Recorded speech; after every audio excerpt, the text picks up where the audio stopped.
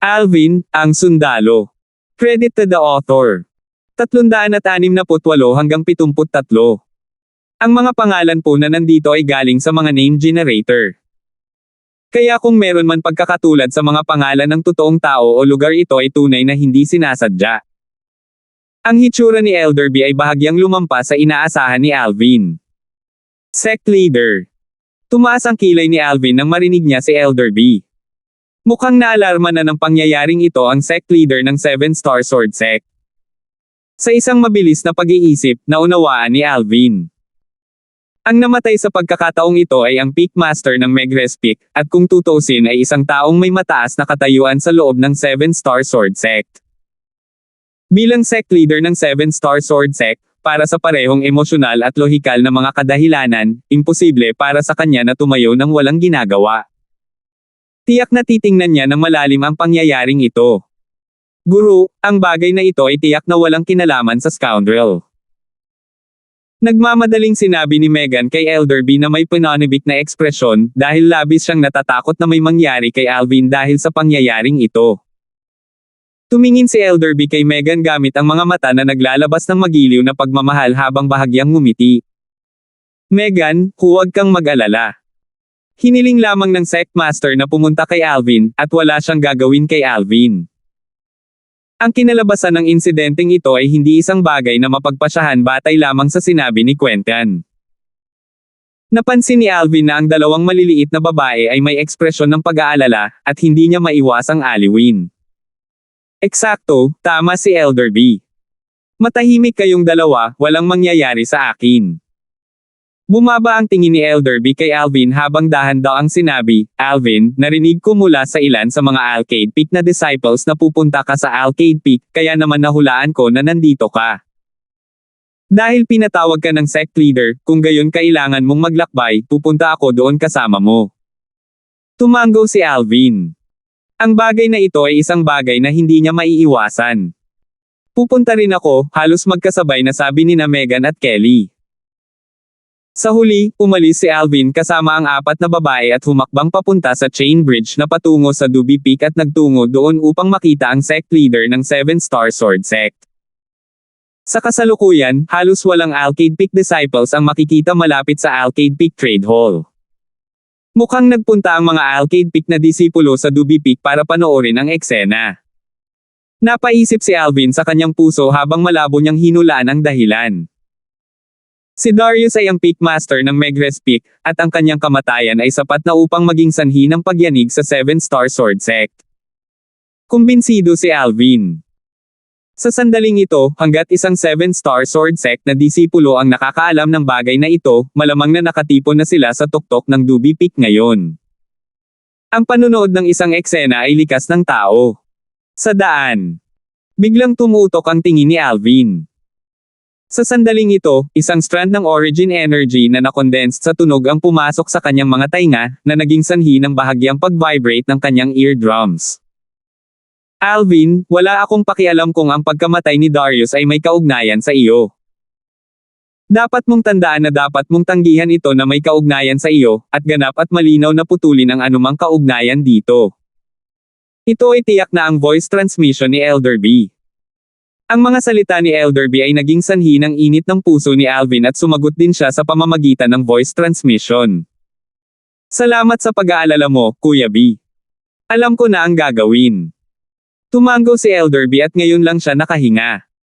Sa kanyang mga mata, si Alvin ang lalaki ng disipulong pinakagusto niya, at maaaring ituring na kalahating disipulo sa kanya. Kahit na ito ay para lamang sa kanyang disipulo, ayaw din niyang may mangyari kay Alvin. Nang dumating si Alvin at ang 4 na babae sa tuktok ng Duby Peak, bagaman nakahanda na si Alvin, nabigla pa rin siya. Sa kasalukuyan, sa tuktok ng Duby Peak, kung ano ang pumasok sa kanyang mga mata ay isang siksik na pulutong ng mga tao, at ito ay walang katulad na abala sa kaguluhan. Ang mga taong ito ay halos mga alagad sa labas ng korte. Bagaman mayroong kaunting mga alagad sa loob ng korte, ngunit sila ay ganap na nalunod ng mga alagad sa labas ng korte. Ang matalim na tingin ni Alvin ay nakakakita sa isang sulyap na mataas sa langit sa di kalayuan, maraming 10-10 figure ang nakatayo sa hangin. Malinaw na sila ay mga eksperto sa void prying stage. Ang mga taong ito ay pinamumunuan ng isang nasa katanghaliang gulang na lalaki na nakasuot ng asher na damit na nilagyan ng ginto. Ang nasa katanghaliang gulang na lalaki ay nakatayo doon na nakapikit ang mga mata at nanatiling hindi gumagalaw na parang bundok, at siya ay hindi malinaw na nagbigay sa mga tao ng isang hindi maarak na pakiramdam. Siya ang sect leader ng 7-Star Sword Sect. Kaagad nahulaan ni Alvin ang pagkakakilanlan ng nasa katanghaliang gulang na lalaki. Ang sect leader ng 7-Star Sword Sect, Jiho Lingho. Si Alvin. Alvin ay dumating na. Biglang nagkaroon ng kaguluhan sa loob ng dumaraming tao dahil napansin nga ng ilang tao sa gilid ng karamihan si Alvin. Sa sandaling ito, tumingin sila kay Alvin na may mga titig na puno ng takot. Ayon kay Quentin, ang Pickmaster ng Megrez Peak, si Darius, ay namatay dahil kay Alvin. Isang alagad lamang ng 7-Star Sword Sect sa loob ng korte ang naging sanhi ng pagkamatay ng Megrez Peak's Master. Ang kakayahan nitong si Alvin ay nagdulot sa kanila ng takot at pangamba mula sa kaibuturan ng kanilang mga puso. Tumaas ang mga kilay ni Alvin at nagpatuloy sa paglalakad ng matulin kasama ang 4 na babae. Kahit saan sila dumaan, ang dumaraming tao ay automatikong magbubukas ng isang maluwang na landas para sa kanila. Napansin ni Alvin na habang ang mga disipulo ng 7-Star Sword Sect na dinaanan niya ay nakatitig sa kanya ngayon, ang kanilang mga mata ay nagpapakita ng mga bakas ng kinang ng takot. Na para bang hindi siya tao, ngunit sa halip ay isang kakilakilabot na halimaw. Hindi ito pinansin ni Alvin, at diretso siyang nakarating sa bakanteng espasyo sa gitna ng karamihan. Sa bakanteng espasyo, lumuhad si Quentin doon, at sa tabi niya, isang bangkay ang tahimik na nakahiga doon. Itim ang mukha ng bangkay at umagos mula sa 7 siwang ng bangkay ang sariwang dugong hindi pa natutuyo na tila walang katumbas na butas sa mata. Darius. Sa isang tingin, nakilala ni Alvin ang bangkay sa lupa, at ito mismo ang Pickmaster ng Megrez Peak, Darius. Si Darius na dating nagmamayabang sa harap niya at nagnanais na sakupin ang kanyang paraan ng paggamit ng Origin Energy ay naging bangkay na ngayon. Kasabay nito, nakilala ni Alvin ang mga bakas ng laso na dinanas ni Darius. Ito ang laso ng Soul Severe Fruit gaya ng inaasahan. Ang swerte ng Darius na ito ay talagang mabuti. Talagang nakakita siya ng Soul Severe Fruit sa Primeval Forest. Naisip ni Alvin sa kanyang puso. Ang Darius na ito ay talagang kapos-palad sa limitasyon. Ang ganitong pambihirang bunga ng espiritu tulad ng Soul Severe Fruit ay talagang natagpuan niya para siyang nakatadhana na mamatay. Alvin. Biglang, si Quentin na lumuhad sa sahig ay biglang itinaas ang kanyang ulo, at ang kanyang dugong pula na mga mata ay kumikislap na may galit na titig habang nakatitig siya ng diretso kay Alvin. Ikaw ang naging sanhi ng pagkamatay ng aking kinakapatid na ama, ikaw ang dahilan ng pagkamatay ng aking inaalagaan. Gusto kong ipaghiganti ang aking kinakapatid na ama, gusto kong ipaghiganti ang aking kinakapatid na ama. Habang siya ay umuungal, ang mga paa ni Quentin ay umapak sa lupa.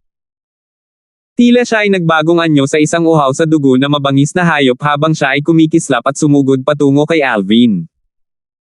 Sinamahan ng pag-flash out ni Quentin, 120 sinaunang mammoth silhouette ang lumitaw sa itaas niya. Whoosh! Kaagad, ang Grade 6 Spirit Sword, Autumn Water, ay lumitaw sa kaliwang kamay ni Quentin, at ang Origin Energy ay nagngangalit sa ibabaw nito habang ito ay kumikislap patungo kay Alvin. Sa himpapawid, sa gilid ng 120 sinaunang mammoth silhouette, isa pang 40+ sinaunang mammoth silhouette ang lumitaw. Ang lakas ng 160+ sinaunang mammoth ay ganap na sumabog. Medyo nanlamig ang tingin ni Alvin, ngunit hindi siya kumibo. Dahil may nauna nang gumawa ng move sa kanya. Swoosh!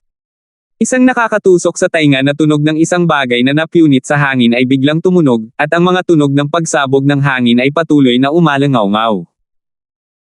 Naramdaman ni Alvin ang isang bugzo ng hangin na dumaan sa kanya, pagkatapos ay sa isang putok, si Quentin ay parang isang palaso na umalis sa busog habang siya ay mabangis na bumulusok sa lupa sa isang napakalungkot na kalagayan.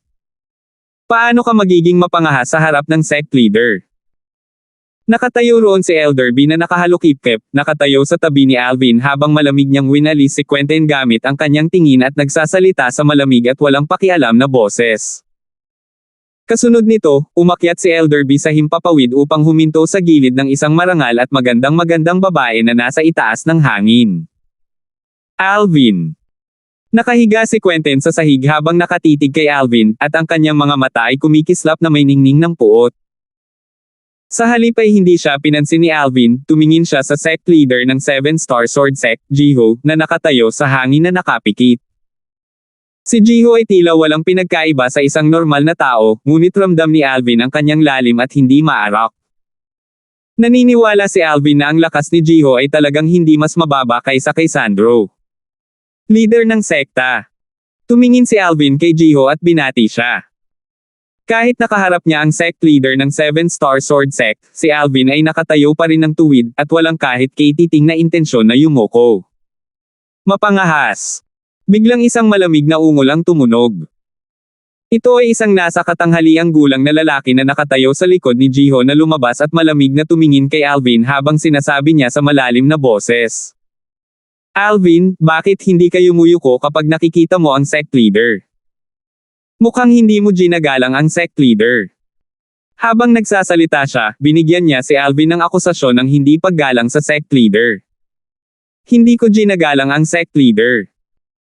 Walang pakialam na sinulyapan ni Alvin ang nasa katanghaliang gulang na lalaki, at ang nasa katanghaliang gulang na lalaki ay isang matandang kakilala niya. Elder Leon, iniisip ko kung sinong mata mo ang nakakita na hindi ko iginalang ang sect leader. Ang nasa katanghaliang gulang na lalaki ay tiyak na ang outer court elder ng Megres Peak, si Leon. Malamig na bumantong hininga si Leon. Nakita mo ang sect leader ngunit talagang hindi naglakas loob na yumoko. Hindi ba ito kawalang galang sa sect leader? Ang titig na binaril ni Leon kay Alvin ay parang isang espada. Wala siyang ibang hinangad kundi lipulin si Alvin sa mismong lugar at agawin ang spatial ring ni Alvin ng sabay-sabay para makuha ang Muscle Meridian Rebirth Scroll. Sa tuktok ng Duby Peak, bagamat maraming tao, sa sandaling ito ay napakatahimik. Ang mga salita ni Leon ay pumasok sa tenga ng lahat. Nagtataka ang lahat kung paano ito haharapin ni Alvin. Pagkatapos ng lahat, sa loob ng 7-Star Sword Sect, hindi maliit na singil ang hindi paggalang sa sect leader. Siyempre, medyo marami ang nag-aalala kay Alvin. Mabuti naman at hindi yumoko ang batang ito sa harapan ko, ngunit talagang nagpatuloy siya sa dati niyang gawi sa harap ng sect leader. Ang Peakmaster ng Misty Peak, si Frank, ay may walang magawa at mapait na ngiti sa mga sulok ng kanyang bibig. Ang marangal at magandang babae na nakatayo sa tabi ni Elderby ay pinalaki si Alvin ng may interes, ang mga sexing sulok ng kanyang bibig ay nabaluktot sa isang arko at naghalo sa loob ay isang bahagyang pilyong ngiti. Siya ang lalaking iniisip ni Kelly araw at gabi. Kahit hanggang ngayon, parang hindi siya natatakot kahit kay titing, at may carefree expression, na para bang may plano siyang harapin ang mga sitwasyon. Napuno ng kuryosidad ang puso ng magandang babae. Para sa taong kinauukulan, ang sect leader ng 7-Star Sword Sect, si Jiho, ay nakapikit pa rin habang nakatayo siya doon sa hangin, na parang wala siyang alam sa nangyayari sa paligid. Haha! Sa mga tingin ng lahat ng naroroon, kumagalpak ng tawa si Alvin, tumawa ng mayabang, at kumalat ang kanyang tawa sa bawat sulok ng tuktok ng Duby Peak. Nagdulot ito ng pakiramdam ng karamihan ng mga disipulo ng 7-Star Sword Sect na manhid ang kanilang mga anit. Ano ang ginagawa nitong Alvin? Nagbabaka sakali siyang maging mapangahas sa harap ng sect leader. Kuya Leon. Biglang tumigil ang tawa ni Alvin, pagkatapos ay tumingin siya kay Leon. Hindi ko talaga iginagalang ang sect leader. 369. Hindi ko talaga nirerespeto ang sect leader. Ang mga salita ni Alvin ay parang kulog na biglang sumabog sa tuktok ng Duby Peak at pumasok sa tainga ng lahat ng naroroon. Sa sandaling umalangaw-ngaw ang mga salitang ito, parang kumikibot ang hangin sa eksena. Nakakamatay na tahimik ang eksena. Bagamat maraming tao sa tuktok ng Duby Peak, lahat sila ay nagpipigil ng hininga at nakakatakot na tahimik, na parang kahit ang mga tunog ng karayom na tumutulo sa sahig ay maririnig. Pagkatapos ng maikling sandali, Sa itaas ng hangin, bukod sa sect leader ng 7-star sword sect, si Jiho, ay nakapikit pa rin ang kanyang mga mata habang nakatayo siya doon sa gitna ng hangin na may kalmadong ekspresyon na parang hindi siya matitinag kahit na gumuho ang mount. Tai, ang natitirang mga nakatataas sa 7-star sword sect ay naging malungkot. Napaka-impertinent ng batang ito. Ang Pickmaster ng Misty Peak, si Frank, ay sumimangot, at ang titig na binaril niya kay Alvin ay naglalaman ng bahagyang pag-aalala sa loob. Bahagyang napakunot ng noo ng marangal at magandang babae ang kanyang mga kilay na hugis willow, at ang kanyang pares ng magagandang mata ay nakatitig ng diretso kay Alvin, na parang may gustong makita mula sa kanya. Si Elderby na nakatayo sa gilid ng magandang babae ay may nag-aalalang ekspresyon. Hindi niya inaasahan na si Alvin ay magiging matapang na maglakas loob na sabihing hindi niya iginagalang ang leader ng sect bago ang lahat. Biglaan. He's. Umalangaw-ngaw ang mga alon ng hingal, tumataas at bumababa habang kumalat ito sa buong tuktok ng Duby Peak. Ang pulutong ng mga disipulo ng 7-star sword sect sa ibabaw ng Duby Peak ang nakabawi mula sa kanilang pagkagulat. Nabaliw si Alvin. Baliw. Ang Alvin na ito ay isang baliw lang. Ang sinasabing hindi niya iginagalang ang sect leader sa harap mismo ng sect leader. Hindi ba nililigawan niya si kamatayan? Sa tingin ba niya ay hindi siya paparusahan ng sect leader dahil lang mayroon siyang kakaibang likas na talento sa martial daw? Simpleng wishful thinking. Ang Alvin na ito ay tiyak na tatamaan ng kamalasan ngayon. Ang pulutong ng mga disipulo ng 7-star sword sect ay bumulong sa talakayan. Sa sandaling ito, ang mga disipulo ng 7-star sword sect na nakatayo malapit kay Alvin at nakita siyang tumingin kay Alvin na may mga titig na parang nakatingin sa isang patay na tao. Sa presensya ng sect leader ng 7-star sword sect at ng lahat ng nakatataas, sinabi niyang hindi niya iginagalang ang sect leader. Sa buong 7-star sword sect, malamang na itong si Alvin lang ang makakapagsabi ng mga ganoong salita, at siya lang ang maglalakas loob na magsabi ng mga ganoong salita. Siyempre, ang pagsasalita ng gayong mga salita ay nangangahulugan din na kailangan niyang magbayad ng napakahusay na halaga. Bastos. Young Master. Bahagyang napabulala sina Megan at Kelly na sumunod sa likuran ni Alvin, at ang pag-aalala ay lumitaw sa kanilang napakagandang mukha. Kasabay ng pag-aalala nila ay bahagyang natarante rin sila. Sa lohikal na pagsasalita, kilala nila si Alvin, at alam nila na hindi siya isang padalos-dalos na tao. Si Linda na nakatayo sa tabi ni Megan ngayon ay may natulala na ekspresyon, at ang kanyang mga mata ay naglabas ng bahagyang pag-aalala habang nakatingin sa likod ni Alvin. Ayaw mabuhay ni Alvin. Si Brix, Andong, at ang iba pang mga disipulo ng 7-star sword sect na may magandang relasyon kay Alvin ay nagpawis para sa kanya. Siyempre, mayroon ding mga tao na natuwa sa kasawian ni Alvin. Tulad ni Quentin at Felix. Alvin, tingnan natin kung paano mo tapusin ang usapin ngayon. Nagpumigla si Quentin na tumayo, pagkatapos ay pinunasan niya ang mga mantsa ng dugo sa mga sulok ng kanyang bibig habang nakatitig siya kay Alvin ng may malamig na tingin. Ang Alvin na ito ay talagang nangangahas na sabihin na hindi niya iginagalang ang sect leader sa presensya ng sect leader. Si Felix ay nagpahayag ng isang ngiti ng pagkabaliw. Mapangahas. Sa taas, si Leon na nakatingin kay Alvin ay biglang sumigaw ng malamig. Alvin, talagang naglakas loob kang sabihin na hindi mo iginagalang ang sect leader. Lubos mong nirerespeto ang sect leader, at ayon sa mga alituntunin ng 7-star sword sect, dapat nalumpo ang iyong cultivation. Habang nagsasalita si Leon, nanginginig ang origin energy sa kanyang katawan. Sa itaas niya, 2,000 sinaunang mammoth na silhouette ang namuo, at ang kanyang kahangahangang paraan ay bumaril sa kalangitan, handang salakayin si Alvin anumang oras. Ang kanyang bayad sa nagyayelong malamig na mga mata ay nakatitig kay Alvin habang ang mga sulok ng kanyang bibig ay kumukulot sa isang malamig na ngiti. Para sa kanya, isa itong magandang pagkakataon para patayin si Alvin. Nang sinadya ni Leon na hampasin. Walang pakialam na sinabi ni Alvin, Elder Leon, paulit-ulit mong sinabi na ako ay walang galang sa sect leader. Siguro kung kailan ako naging walang galang sa sect leader. Elder Leon, mangyaring ipahayag ito ng malinaw. Likas na naramdaman ni Alvin ang layunin ng pagpatay sa mga mata ni Leon, at ang mga sulok ng kanyang bibig ay kumulubot sa isang pagngisi. Ang Leon na ito ay talagang walang katapusang kalansing. Dahil sa mga salita ni Alvin, natahimik ang lahat ng naroon. Kanina, itong si Alvin ay halatang sinabi na hindi niya iginagalang ang sect leader. Kaunting oras na lang at nagsisimula na siyang magpakatanga.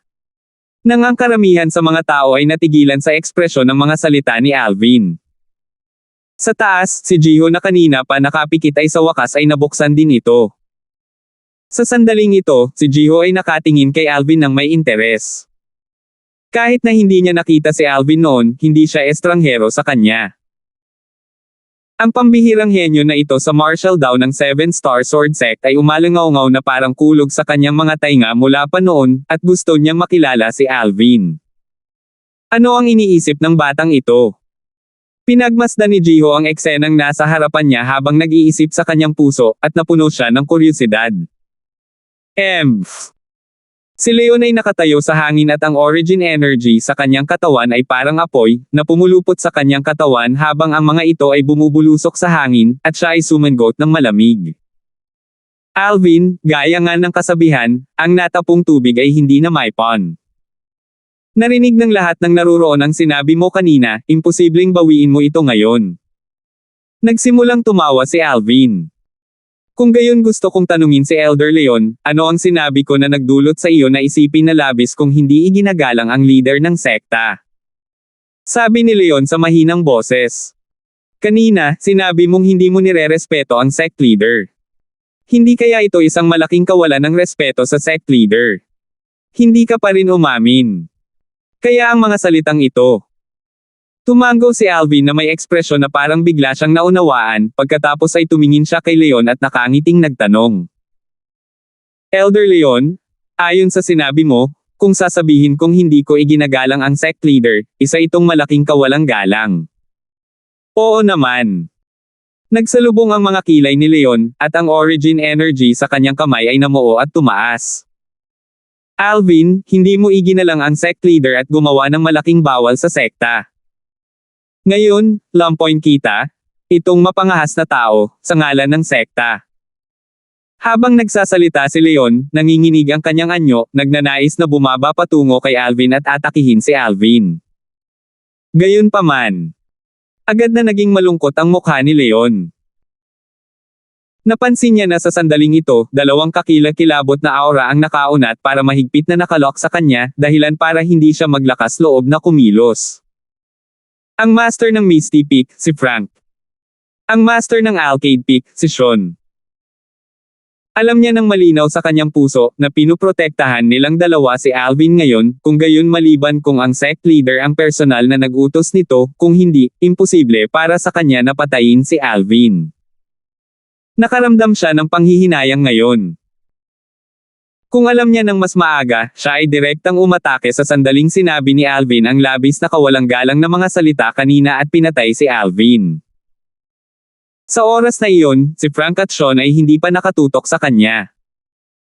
Pinalampas niya ang pinakamagandang pagkakataon. Siya ang master ni Kelly. Ang peak master ng Arcade Peak. Bumaba ang tingin ni Alvin sa magandang babae na lumutang sa tabi ni Elderby, at napaisip siya sa kanyang puso. Ang magandang babae ay matikas at marangal at nagtataglay ng hindi pangkaraniwang tindig. Salamat, Peak Master. Nagpadala si Alvin ng voice transmission sa magandang babae. Ang magandang babae, ang Peak Master ng Arcade Peak, si Sean, ay natigilan nang marinig niya ang boses ni Alvin at sumagot siya. Bakit ka nagpapasalamat sa akin? Kung hindi dahil sa inyo ni Peak Master Frank, malamang na inatake na ako ng baliw na asong ito, si Leon. Sagot ni Alvin. Baliw na aso. Kumaibot ang mga sulok ng bibig ni Sean, pagkatapos ay tumingin siya ng malalim kay Alvin. Dapat mong bigyan ng sect leader ng paliwanag para sa insidente ngayon. Bagamat lubos na pinahahalagahan ng sect leader ang iyong likas na talento, hindi ito nangangahulugan na pinapayagan kang kumilos ng kusa. Oo. Sumagot si Alvin, pagkatapos ay muling itinutok ang kanyang tingin kay Leon at sinabing walang pakialam. Elder Leon, sinabi mo na dahil sinabi kong hindi ko iginagalang ang sect leader, kung gayon isa itong malaking kawalang galang sa sect leader. I wonder kung iginagalang ni Elder Leon ang sect leader. Oo naman. Positibong sinabi ni Leon nang walang kaunting pag-aalinlangan. Kaya sa ganitong paraan, iginagalang lamang ni Elder Leon ang sect leader sa mga salita, ngunit hindi sa iyong puso. Nagsimulang tumawa si Alvin. Nang makita niyang malungkot ang mukha ni Leon at gustong pabulaanan ang kanyang mga sinabi, tumingin na si Alvin kay Jiho. Sect leader? Sa palagay ko kung gusto mong makita kung iginagalang ka ng isang 7-star sword sect na disipulo, hindi ito sa pamamagitan ng pagtingin kung ang kanilang etiquette ay kasiya siya. Kunin mo halimbawa. Bagamat sinabi kong hindi kita nirespeto, nirerespeto kita sa puso ko. Unlike some people. May sinasabi sila, pero iba ang iniisip nila sa puso nila. Nang matapos magsalita si Alvin, sumulyap siya kay Leon, na tila may tinutukoy sa kanyang mga salita. Alvin, kasinungalingan iyon. Malungkot ang mukha ni Leon at halos umungol siya. Sa sandaling ito, kung hindi dahil sa mga titig ni na Frank at Sean sa kanya, wala siyang ibang hilingin kundi diretsong punetin si Alvin, pagkatapos ay sunugin ang mga buto ni Alvin at ikalat ang mga abo. Tama na. Isang mahinahon na boses ang biglang tumunog, pinipigilan ang hysterical na boses ni Leon. Walang pakialam na tumingin si Jiho kay Leon. Leon, malamang na dapat mong linangin ang iyong pagkatao. Ang pagiging mapusok mo ay kailangang baguhin. Oo, sect leader. Huminga ng malalim si Leon at sumagot. Nang tumingin siya kay Alvin, ang kanyang mga mata ay naglalaman ng nakakagulat na lamig sa loob dahil wala siyang ibang hinihiling kundi ang patayin si Alvin at magsaya pagkatapos ng ginawa. Tumingin si Jiho kay Alvin at ang kanyang tingin ay kalmado at tahimik. Ang puso ng lahat ng naruroon ay hindi maiwasang umangat. Lahat sila gustong malaman. Paparusahan ba ng sect leader si Alvin? Kung tutuusin, masyadong malayo ang sinabi ni Alvin kanina. Sa wakas, dahan-daang nagsalita si Jiho. Alvin, wala ka pang 2 taon sa 7-star sword sect. Sa life and death arena, pinatay mo ang 4 na outer court disciples na may mas malakas na lakas kaysa sa iyong sarili. Umalis ka sa sekta sa loob ng 1 taon at pagbalik mo, gumamit ka ng cultivation sa 9 na antas ng Origin Core Stage para patayin ang isang unang antas ng Nascent Soulful Stage. Kalmado ang tono ni Jiho, at bagamat hindi malakas ang kanyang boses, pumasok ito sa pandinig ng lahat ng naruroon. Ang lahat ng mga gawang ito ni Alvin ay pamilyar sa mga taong naruroon.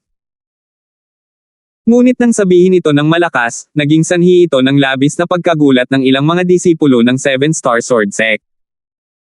Mukhang palaging pinapansin ng sect leader si Alvin. Ito ay hindi nakakagulat. Si Alvin ay ang pambihirang henyo sa martial daw ng ating 7-star sword sect kung tutuusin. Kapag siya ay tumanda na, ang kanyang mga nagawa ay hindi magiging mababa sa 5 dakilang young master na iyon. Eksakto, sa likas na talento ni Alvin, sapat na ang mataas na paggalang ng sect leader. Ang pulutong ng mga disipulo ng 7-star sword sect ay bumulong sa talakayan. Tumaas ang kilay ni Alvin. Hindi niya inaasahan na ang sect leader na ito ng 7-star sword sect ay lubos na pamilyar sa lahat ng ginawa niya sa 7-star sword sect. 370. Alvin. Napakagaling mo. Ang sect leader ng 7-star sword sect, Jiho, ay tumingin kay Alvin, at ang kanyang mukha na walang emosyon at pa rin mula sa simula hanggang sa huli ay nagpakita ng isang pambihirang bakas ng isang ngiti. I will not pursue the earlier matter and I'll drop it right now. I drop ito ngayon din. Sinabi ito ni Jiho dahil halatang hindi niya intensyon na istorbohin ang nangyari kanina kay Alvin. Leader ng sekta. Bahagyang nanlamig ang tingin ni Leon at mayroon siyang ayaw na ekspresyon. Itong si Alvin. Hindi pa tapos sa pagsasalita si Leon nang harangin siya ni Jiho. Leon, kinu-question mo ba ang desisyon ko? Kalmado ang boses ni Jiho na may halong lamig sa loob, dahilan para manginig si Leon at umiling sa gulat. Hindi manggahas si Leon. Samantala, muling bumangon ang isang alon ng kaguluhan sa tuktok ng Duby Peak. Talagang pinapahalagahan ng sect leader si Alvin, hinahayaan ito ng ganoon lang. Mukhang ang pagkakaroon ng isang mabigat na likas na talento sa martial daw ay talagang nagbibigay ng pribilehiyo. Ang mga salita ng ilang mga disipulo ng Seven Star Sword Sect ay napuno ng matinding inggit kay Alvin. Sa kasalukuyan, ang grupo ng mga taong nag-aalaga kay Alvin tulad ni Megan, Kelly at ang iba pa ay nakahinga ng maluwag. Para sa mga taong walang ibang hinahangad kundi ang pagkamatay ni Alvin, tulad ni Quentin at Felix, ang kanilang mga mukha ay naging malungkot. Hindi ko inaasahan na ang munting bastard na ito ay nailigtas mula sa pagkawasak. Sumulyap si Felix kina Megan at Kelly na sumunod sa likod ni Alvin at nagngangalit ang kanyang mga ngipin. Sa anong batayan nakuha nitong si Alvin ang pabor ng napakaraming dilag? Una ay si Megan. Ngayon, isa na namang dalaga na ang kagandahan ay hindi mas mababa kay Megan. Bukod dito, ito ang personal na alagad ng Arcade Peaks Peakmaster. Sa loob ng ilang sandali, isang puspos ng apoy ng inggit at puot na tila kaya nilang sunugin ang lahat ng bagay na lumitaw sa loob ni Felix. Salamat, Sect Leader. Nagpasalamat si Alvin kay Jiho sa hindi mapagkumbaba o mapagmataas na paraan. Tumingin si Jiho kay Alvin at tumango bilang paghanga, at nag-isip siya sa kanyang puso. Ang Alvin na ito ay iba sa iba pang mga disipulo ng Seven Star Sword Sect. Kapag ang ibang mga disipulo ay tumayo sa harapan ko, sila ay mapupuno ng paggalang at pagpipitagan, at hindi man lang manggahas na huminga ng malalim. Gayunpaman, hindi alam ni Alvin na dahil sa kanyang pagiging casual, naging dahilan kung bakit mas lalo siyang pinagmamasdan ni Jiho. Sect Leader, kailangan mong bigyan ng hustisya ang aking foster father. Biglang umalangaw-ngaw ang boses ni Quentin, at para itong mitya na lubos na nagliliwanag sa kapaligiran sa tuktok ng Duby Peak na naglalagablab. Samantala, lahat ng naruroon ay nakabawi sa kanilang pagkagulat. Ang pagkamatay ng Peakmaster ng Megrez Peak ay hindi naman talaga sanhi ni Alvin, di ba? Malamang na hindi. Ang Peakmaster ng Megrez Peak ay nagtataglay ng cultivation sa ika-9 na antas ng Void Prying Stage, paano posibleng naging sanhi ng pagkamatay ni Alvin? Hindi naman ganoon. Huwag kalimutan ang iba't ibang himala na nilikha ni Alvin. Oo, kahit anong himala, hindi ako magtataka hanggat nangyari ito kay Alvin. Kung ang pagkamatay ng Megrez Peaks Peakmaster ay talagang sanhi ni Alvin, kung gayon gaano man kataas ang tingin ng sect leader kay Alvin, si Alvin ay malamang na hindi makakataka sa kamatayan ngayon. Ang karamihan ng mga disipulo ng Seven Star Sword Sect ay nagsimulang magbulungan muli sa talakayan. Sa sandaling ito, biglang naging mabangis ang titig ni Jiho kay Alvin at nagtanong siya sa malalim na boses. Alvin, sinabi ni Quentin na ikaw ang sanhi ng pagkamatay ng Megrez Peaks Master. Kinikilala mo ba ang iyong krimen? Napatingin si Quentin kay Alvin sa isang napapanahong paraan gamit ang kanyang pulang-pula na mga mata, at tila siya ay nagbagong anyo sa isang uhaw sa dugo na mabangis na hayop na tumatambangin habang pinapanood nito si Alvin.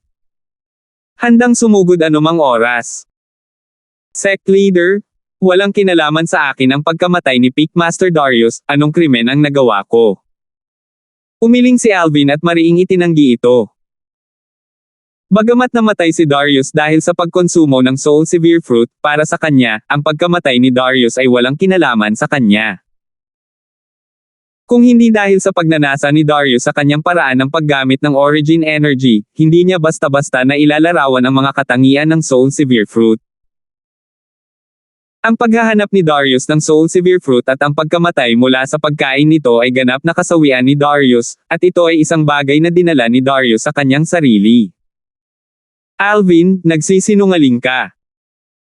Malungkot ang mukha ni Quentin nang marinig niya itong tinanggihan ni Alvin, at halos mapaungol siya habang sinasabi, kung hindi dahil sa nililinlang mo ang aking kinakapatid na ama na hanapin ang makamandag na prutas na iyon, hindi niya sana ito kakainin at namatay sa lason. Dahil sa iyo ang lahat. Nilinlang mo ang aking kinakapatid na ama na naging sanhi ng pagkamali sa kanya o ang enerhiya ay nagdulot ng pagkakamali sa kanya na kanyang amang kinakapatid, at naging sanhi ng kanyang pagkamali sa kanyang ama na enerhiya, at dahil sa iyo. Para sumailalim sa pagbabago. Ano ba talaga ang nangyari? Ang mga kilay na hugis espada ni Jiho ay nanginginig, at ang kanyang mabangis na titig ay tila napalitan ng isang espada na diretsyong kumislap kay Quentin, na naging dahilan upang ang katawan ni Quentin ay manginig ng hindi namamalayan at tumulo ang malamig na pawis mula sa kanyang noo. Hindi kailanman binanggit ni Quentin ang lahat ng ito, sinabi lang niya na si Alvin ang naging sanhi ng pagkamatay ng Megres Speak Master. Payagan mo ako. Kinuha ni Alvin ang inisyatiba na tingnan si Jiho at sinabing, "Sect Leader, pagkatapos makita ni Peak Master Darius ang aking mga sekreto noong araw na iyon, gusto niyang makuha mula sa akin ang aking paraan ng paggamit ng Origin Energy upang talunin ang isang mas malakas na kalaban." Habang nagsasalita siya dito, huminto sandali si Alvin. Origin Energy Utilization Method. Tumaas ang kilay ni Jiho at bahagyang nagulat siya. Sect Leader, ang dahilan kung bakit nagagawa kong talunin ang isang mas malakas na kalaban ay dahil ang Origin Energy ko ay makakapagsigaw ng napakalalim na kakayahan.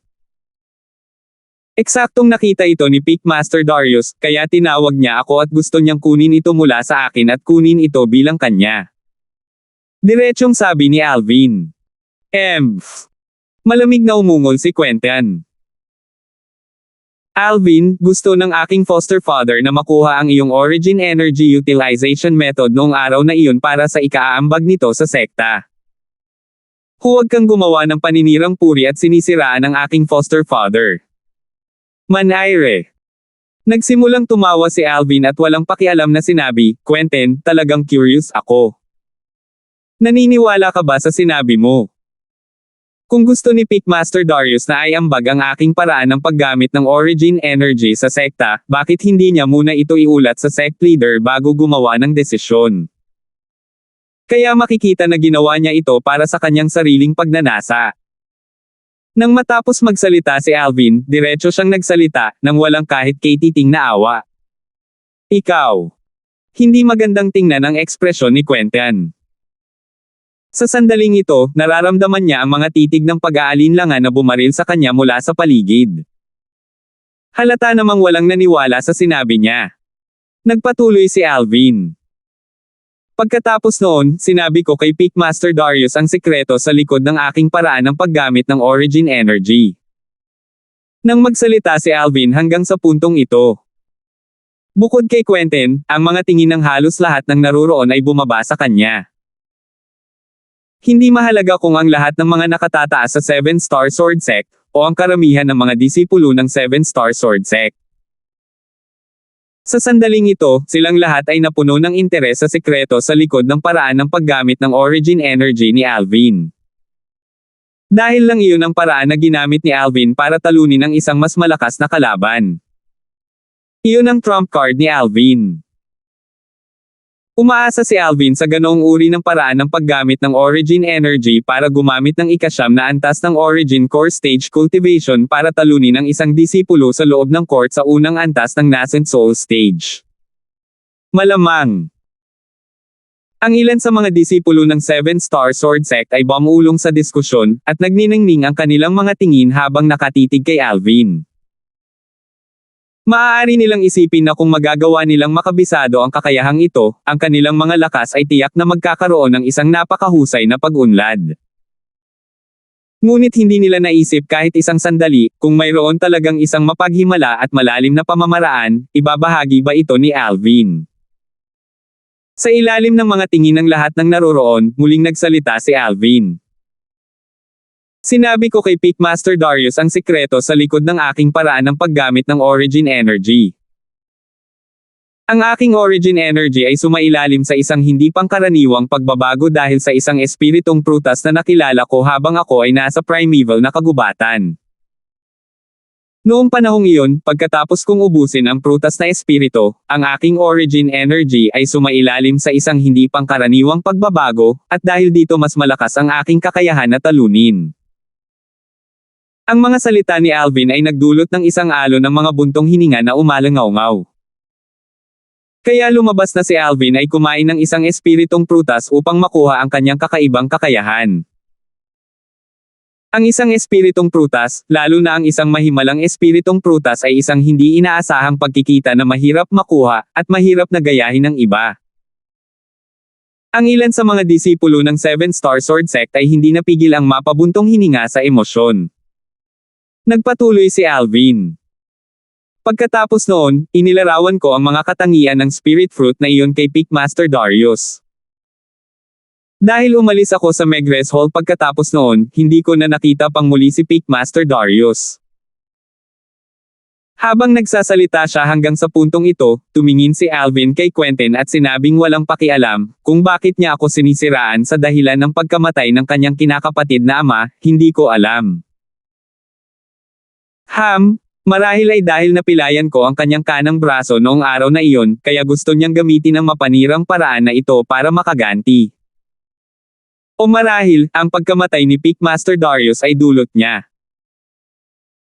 Ginagawa niya lamang ito para sa kapakanan ng paninirang puri sa akin at para sa kapakanan ng pagkuha ng Grade 6 na Spirit Sword ni Peak Master Darius, Autumn Water. Nang matapos magsalita si Alvin, ang mga sulok ng kanyang bibig ay pumulupot sa isang malamig na ngiti. Ang daldal mo. Nang marinig niya si Alvin, ang mukha ni Quentin ay naging malungkot at ang origin energy sa kanyang katawan ay nanginginig habang ang kanyang katawan ay kumikislap, na tila naging isang walang awa na mabangis na hayop habang siya ay sumugod patungo kay Alvin. Whoosh! Sa mga kamay ni Quentin, ang Grade 6 Spirit Sword, Autumn Water, ay muling lumitaw. Ang lakas ng 160 plus sinaunang mammoth ay ganap na sumabog. Nang makaharap si Quentin na may pananakot na lumapit, ang tingin ni Alvin ay kalmado nang bigla niyang itinaas ang kanyang kamay at isang makitid na espada ang lumitaw mula sa manipis na hangin. Isa rin itong Grade 6 Spirit Sword. Agad, sumalakay si Alvin. Sining sa pagguhit ng espada. Klang! Ang dalawang Grade 6 na Spirit Sword ay nagbanggaan sa isa't isa, at ang Quake Energy ay nag-vibrate mula sa kamay ni Alvin, na nagpilit kay Quentin na talikuran ang kanyang espada. Sa sandaling nahulog ang espada ni Quentin mula sa kanyang kamay. Whoosh! Si Alvin ay sumipa palabas, sinipa si Quentin na lumilipad hanggang sa mabangis na bumulusok sa lupa sa isang napakalungkot na kalagayan. Papatayin kita. Nagpumigla si Quentin na tumayo at muling sumugod kay Alvin. Idiot. Bahagyang nanlamig ang tingin ni Alvin at bumangon sa loob niya ang layuning pumatay. Emph. Sa sandaling ito, isang malamig na singhot ang tila umalangaw-ngaw mula sa isang nagyayelong hukay, na naging dahilan upang maging bahagyang solido ang hangin. Agad, si Quentin na mabilis na kumislap patungo kay Alvin ay tila kakaibang huminto sa kalagitnaan. Naninigas ang kanyang katawan at hindi nakagalaw pagkatapos ng napakahabang panahon, tumutulo ang malamig na pawis mula sa kanyang noo. Napakalakas. Naningkit ang mata ni Alvin habang nanginginig ang kanyang puso. Sa sandaling ang kahangahangang paraan ni Jiho ay humina at lumiwanag upang bumaba sa Quentin, ang matinding espiritual na lakas ni Alvin ay malinaw na naramdaman na ginamit lamang ni Jiho ang kanyang kahangahangang paraan upang maging mahirap na makagalaw si Quentin. Gaya ng inaasahan sa sect leader ng Seven Star Sword Sect, isang eksperto sa Void Initiation Stage. Nakagalaw lamang si Quentin pagkatapos na bawiin ni Jiho ang kanyang kahangahangang paraan, at namula ang mukha ni Quentin habang nabalisan niyang sinabi, "Sect leader, huwag makinig sa mga mapanlinlang na pahayag ni Alvin. Namatay ang aking foster father dahil sa lason mula sa eksaktong spirit fruit na inilarawan niya. Siguradong sinadya niya, tiyak na sinadya niya." Nang matapos siyang magsalita, bahagyang nag-hysterical si Quentin. Samantala, biglang nagkaintindihan ang mga taong naroroon. Kaya pala ito pala ang dahilan ng lahat. 371. Sinasadya. Hindi napigilan ni Alvin na matawa nang marinig niya ang hysterical na sigaw ni Quentin. "Sinabi mo na sinadya ko ang pagkamatay ni Peak Master Darius. Eksakto, ikaw ang dahilan ng pagkamatay ng aking kinakapatid na ama." Ang mga mata ni Quentin ay pulang-pula at puno ng uhaw sa dugo na layuning pagpatay na naghihintay ng pagkakataong lumunin si Alvin. Sumulyap si Alvin kay Quentin na parang sumusulyap sa isang tulala, pagkatapos ay tumingin kay Jiho at sinabing, "Sect Leader, ang mga katangian ng Spirit Fruit na inilarawan ko kay Peakmaster Darius ay talagang kapareho ng Spirit Fruit na kinain ko." Kung tungkol sa Spirit Fruit na nakita ni Peakmaster Darius, base sa aking hula, ito ay dapat na katulad ng Spirit Fruit.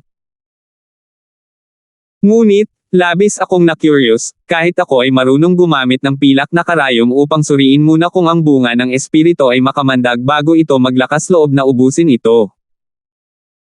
Hindi kaya siniyasat ni Peakmaster Darius ang espiritong prutas na nakuha niya at tuwirang kinain ito. Ang tono ni Alvin ay puno ng pagkalito. Si Peakmaster Darius ay talagang nag-inspection sa espiritong prutas na iyon. Sa sandaling ito, isang matanda na may kulay abong buhok ang lumabas mula sa mga nakatataas na 7-star sword sect. Mabait ang mukha ng matanda at bahagya siyang ngumiti at tumango kay Alvin bago sinabing, gumamit ng pilak na karayom si Peakmaster Darius para siyasatin ang spirit fruit na nakuha niya, ngunit wala siyang nakitang toxicity doon. Nang maglaon, hindi pa rin siya mapakali, kaya hinanap niya ako at ilang iba pang alchemist elders para tulungan siya. Nang magsalita siya rito, saglit na tumigil ang matanda bago nagpatuloy. Ngunit ayon sa aming inspection, ang espiritong prutas na iyon ay talagang walang toxicity. Ngayon ay tila ang toxicity ng espiritong prutas na iyon ay lubos na itinatago, at ito ay ganap na hindi matutuklasan sa pamamagitan ng inspection. Sa buong buhay ko, si Flavia, ito pa rin ang unang pagkakataon na nalaman kong may ganoong espiritong prutas sa mundo. Nang matapos siyang magsalita ay napabuntong hininga ang matanda. Flavia. Naningkit ang mga mata ni Alvin. Ayon sa kanyang kaalaman, ang tanging grade 6 na alchemist sa 7-star sword sect ay tinawag na Flavia. Siya rin ang alchemist elder na kumokontrol sa alchemy hall ng 7-star sword sect. He's. Ang mga alon ng mga tunog ng pagbuga ng malamig na hangin ay tumaas at bumagsak sa paligid, at naging sanhi ito ng bahagyang pag-api sa kapaligiran sa pinangyarihan. Maging si Elder Flavia ay hindi nakatuklas ng toxicity ng spirit fruit na iyon. Ang swerte talaga ng master ng Megrez Peak na iyon. Mukhang kahit na makakuha tayo ng ilang espiritong prutas sa hinaharap, hindi natin ito maaaring ubusin ng direkta. Pinakamabuting maghukay muna ng isang maliit na piraso at ibigay ito sa isang mabangis na hayop upang ubusin, at kung ang mabangis na hayop ay hindi mamatay, pagkatapos ay maaari nating ubusin ito. Kung alam ng Peakmaster na iyon na si Darius na gamitin ang paraang ito para masuri ang lason, hindi sana ito aabot sa lawak na siya ay nalason hanggang sa mamatay.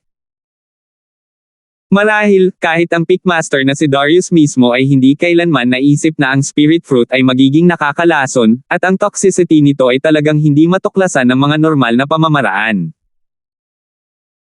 Ang karamihan ng mga disipulo ng 7-star sword sect ay hindi napigil ang mapabuntong hininga sa damdamin, at lahat sila ay nadama na si Darius ay namatay ng hindi makatarungan at namatay sa karaingan. Alvin, tiyak na nakilala mo ang ganoong uri ng espiritong prutas, kaya sinadya mong hanapin ito ng aking foster father, tama ba? Si Quentin ay nakatitig ng masama kay Alvin habang nagtatanong ito sa mabangis na boses. Idiot. Si Alvin ay malamig na sumulyap kay Quentin at sinabing may kalmadong tono. Hindi mo ba narinig si Elder Flavia? Kahit na siya ay hindi pa nakakita o nakarinig ng ganoong bunga ng espiritu sa kanyang buhay. Sa tingin mo ba ay nahihigitin pa ng kaalaman ko si Elder Flavia? Bukod dito, ayon sa aking kaalaman, maraming mga espiritong prutas ay may katulad na mga katangian, ngunit ang kanilang mga epektong panggamot ay ganap na naiiba. Tumingin si Alvin kay Flavia at dahan-daang nagtanong. Elder Flavia, ganoon ba? Tumango si Flavia. Talagang ganoon. Napakaraming uri ng mga espiritong prutas sa Cloud Continent, ngunit ang kanilang epektong panggamot ay ganap na naiiba. Ang mga alam ko lang, may ilang mga uri ng mga espiritong prutas na may katulad na mga katangian sa iba pang mga espiritong prutas, at ang peking mga bunga ay maaaring mawala sa tunay. Sa sandaling matapos magsalita si Flavia, nagdulot ito ng kaguluhan gaya ng inaasahan. Mukhang ang Pickmaster na iyon na si Darius ay dapat na nakahanap ng isang espiritong prutas na may katulad ng mga katangian. Ngunit, kahit na ang espiritong prutas na natagpuan niya ay may parehong mga katangian tulad ng espiritong prutas na kinain ni Alvin, ang nakapagpapagaling na epekto nito ay ang polar na kabaligtaran. Eksakto, ang spirit fruit na kinain ni Alvin ay nagbigay sa kanya ng napakalaking benepisyo na kahanga-hanga. Ngunit ang spirit fruit na kinain ni Pickmaster Darius ay sa halip ay isang uri ng spirit fruit na naglalaman ng toxicity na kahit si Elder Flavia ay hindi natukoy. Ang ganitong uri ng espiritong prutas ay hindi naririnig. Ang toxicity ng ganitong uri ng espiritong prutas ay malamang na matutukoy lamang sa pamamagitan ng paggawa ng isang tao o mabangis na hayop na subukan ito para sa lason. Ngunit, kapag ang isang tao ay karaniwang nakakakuha ng isang espiritong prutas, sino ang ibabahagi ito sa ibang tao o hayop? Ang Pickmaster na si Darius ay magiging Megrez Pickmaster na dumanas ng pinakaagrabyado na kamatayan sa kasaysayan ng ating 7-star sword sect. Ang pabuulong na talakayan ng mga disipulong ito ng 7-star sword sect ay pumasok sa tainga ni Alvin at ang mga sulok ng bibig ni Alvin ay hindi maiwasang mapakibot. Ang Darius na iyon ay talagang kasawiang palad at namatay sa isang agrabyado na kamatayan dahil nakatagpo pa siya ng isang soul severe fruit. Kahit ngayon, ang katotohanan ito ay isang bagay na naramdaman pa rin ni Alvin na mahirap paniwalaan, at pakiramdam niya ay parang nananaginip siya. Nang basta-basta niyang ginawa ang Soul Severe Fruit bilang prutas na naging sanhi ng kanyang origin energy na sumailalim sa isang hindi pangkaraniwang pagbabago, ito ay para lamang sa kapakanan ng pagsipilyo kay Darius. Hindi niya inaasahan na pupunta talaga si Darius sa Primeval Forest para hanapin ang Soul Severe Fruit. Higit sa lahat, hindi niya inaasahan na makikita talaga ni Darius ang Soul Severe Fruit. Marahil, sa sandaling natagpuan ni Darius ang Soul Severe Fruit, ang kanyang kapalaran ay natukoy na. Sect Leader, alam mo na ang pagkakasunod-sunod ng mga pangyayari. Kung namatay talaga si Pickmaster Darius dahil sa makamandag na prutas, masasabing kasawian lang. Kahit ako ay hindi ko inasahan na ang Primeval Forest ay naglalaman ng isa pang makamandag na prutas na may katulad na katangian sa spirit fruit na kinain ko, bukod dito, natagpuan ito ni Pickmaster Darius. Tumingin si Alvin kay Jiho habang dahan-dahan niyang sinabi. Itinaas ni Jiho ang kanyang kamay at ang kanyang origin energy ay umungol, pagkatapos ay binalot ito pababa upang tanggayin ang grade 6 spirit sword, Autumn Water. Pagkaraan ng maikling sandali, itong grade 6 spirit sword na dating kay Darius, ay pumasok na ngayon sa mga kamay ni Jiho. Ang guro ng Megrez Peak, si Darius, ay nagkamali na kumain ng makamandag na prutas at namatay, at wala itong kinalaman sa iba. Ang grade 6 spirit sword, Autumn Water, ay pansamantalang nasa ilalim ng aking pangangalaga, at itatago para sa susunod na Pickmaster ng Megrez Peak. Habang nagsasalita si Jiho dito, ang kanyang mga mata ay naningkit nang bigla siyang tumingin kay Quentin na magsasalita pa lang, at ang kanyang mabangis na tingin ay naging dahilan upang manginig si Quentin, pagkatapos ay mariing itinikom ang kanyang bibig, hindi nang ahas na magsalita ng isa pang salita. Maghiwa-hiwalay. Ang boses ni Jiho ay kumalat, na nagpapahayag ng pagtatapos ng komedya ngayong araw. Sa susunod na sandali, unti-unting naging transparent ang figure ni Jiho sa mga mata ng lahat ng mga disipulo ng 7-star sword sect, pagkatapos ay nag-transform ito sa isang imahe bago nawala ng walang bakas. Alvin, pumunta sa Duby Peak sa loob ng 3 araw. Kasabay nito, isang banayad na paghahatid ng boses ang pumasok sa tainga ni Alvin. Naunawaan ni Alvin na ito mismo ang boses ni Jiho. Hindi ako nagre-resign, hindi ako nag-resign. Pagkaalis ni Jiho, nagpakawala si Quentin ng isang alon ng dagindong bago binuhat ang bangkay ni Darius sa kanyang balikat at ibinagsak ang Duby Peak, at kahit saan siya dumaan, lahat ng mga disipulo ng 7-star sword sect ay lumayo.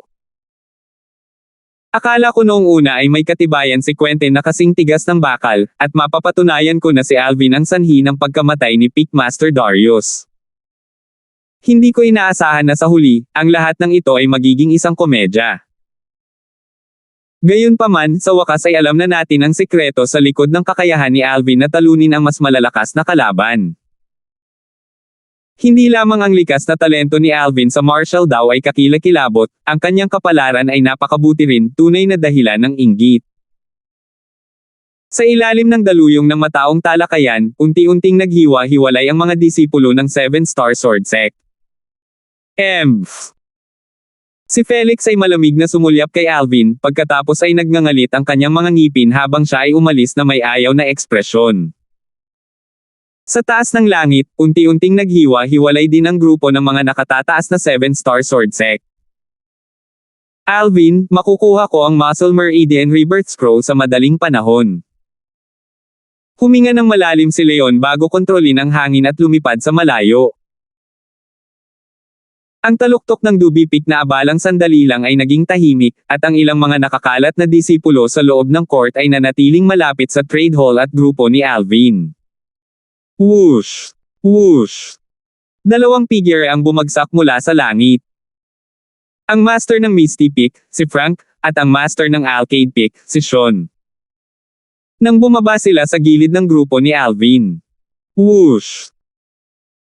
Sa likod ng mga ulap at ambon na malayo sa tuktok ng Duby Peak, isang nakakatalim na tunog ng pag-ungol ng hangin ang umalangaw-ngaw, at ang mga pongol ay palapit ng palapit. Ham! Bahagyang napakunot ang noo ng magagandang kilay ni Sean habang nakapikit siya para tingnan ang pinanggalingan ng tunog at bumubulong. Isa itong demonyong halimaw. Saglit, napatingin sina Alvin, Frank, at ang iba pa.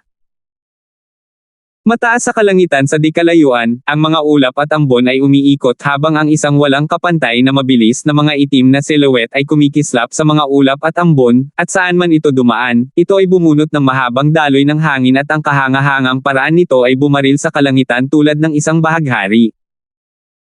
Pagkaraan ng maikling sandali, ang itim na silhouette ay malapit na sa tuktok ng Duby Peak.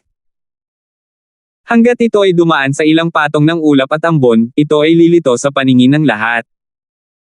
Unang antas ng Void Prying Stage na demonyong halimaw. Samantala, malabong naunawaan ng matinding espiritual na lakas ni Alvin ang paglilinang ng itim na silhouette. Hindi tama. Biglang umindayog ang espiritual na lakas ni Alvin, at naging seryoso ang kanyang mukha. May bitbit na tao ang demonyong hayop. Parang ikapitong antas ng nascent soul stage na martial artist. Whoosh! Sa wakas, isang napakalaking itim na silhouette ang dumaan sa mga ulap at ambon sa harap ng mga mata ng lahat, at lumitaw upang lumutang ng mataas sa hangin. Ano yun? Mukhang demonyong halimaw. Sinong demonyong halimaw ang napakalakas ng loob na maglakas loob na pumasok sa Seven Star Sword Sect natin? Sa tuktok ng Duby Peak, ang mga disipulo sa loob ng court na malapit sa trade hall ay sumigaw, at itinaas nila ang kanilang mga ulo upang tingnan ang napakalaking itim na silhouette sa kalangitan. Sa kasalukuyan, ang tingin ni Alvin ay bumaba na rin sa itim na silhouette. Ito ay isang uri ng ibon na demonyong hayop, tila isang agila ngunit hindi isang agila, ang buong katawan nito ay natatakpan ng makintab na itim na balahibo. Nang ibuka ang mga pakpak nito, para silang mga ulap na nakasabit sa langit. Ang mga balahibo sa tuktok ng kanyang mga pakpak ay kahit na matutulis na parang kutsilyo, at sa ilalim ng kakaunting sinag ng sikat ng araw, ito ay kumikislap na may nakakatakot na ningning, na nagdulot ng panginginig sa kanyang gulugod.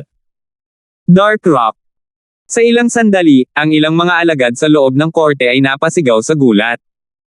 Dark Rock. Nang marinig ito ni Alvin, nagsimula siyang maghanap sa mga alaala ng Rebirth Martial Emperor.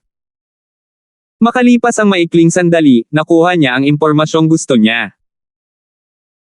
Ang Dark Rock ay isang void prying stage na demonyong hayop, at kapag ito ay nagmature sa limitasyon, ang lakas nito ay maihahambing sa isang ikatlong antas ng void prying stage na martial artist.